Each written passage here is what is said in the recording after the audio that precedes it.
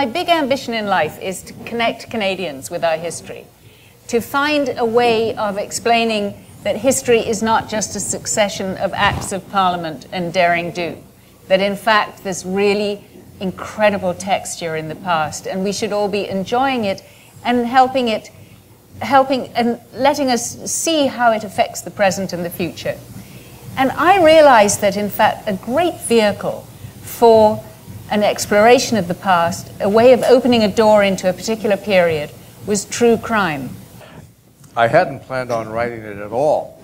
I was asked to do the Massey lectures, and when I did those lectures I had to in part go into Native history. And I taught Native history much of my adult life at university. I'd studied Native history and Native literature, but I'd never planned on writing a book. And then Doubleday came along and said, would you consider writing a book about the history of Native people in North America? And I thought long and hard, and then they made me a very nice offer.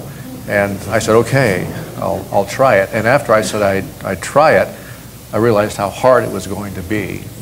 I, by various means, came to question this thing that we call nature around us today, and I wanted to investigate,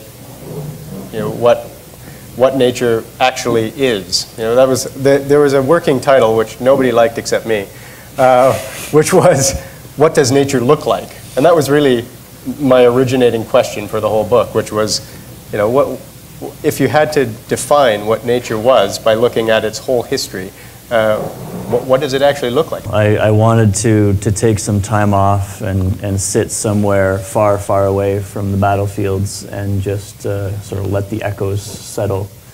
And doing the book was a good way to do that. I came back to Toronto. I sat in some coffee shops in the East End, at Dark Horse and Balzac's, and I put in my earbuds and I just sort of listened to the sounds that I'd collected, listening to the wind rustling through the poppy fields of Kandahar. One of Arthur's very good friends from his youth phoned me, the niece of Ethel Wilson, and she said, why don't you do this?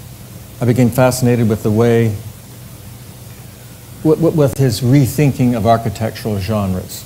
In other words, how he designed buildings along what we would call democratic, utopian lines, and how those designs are with us today.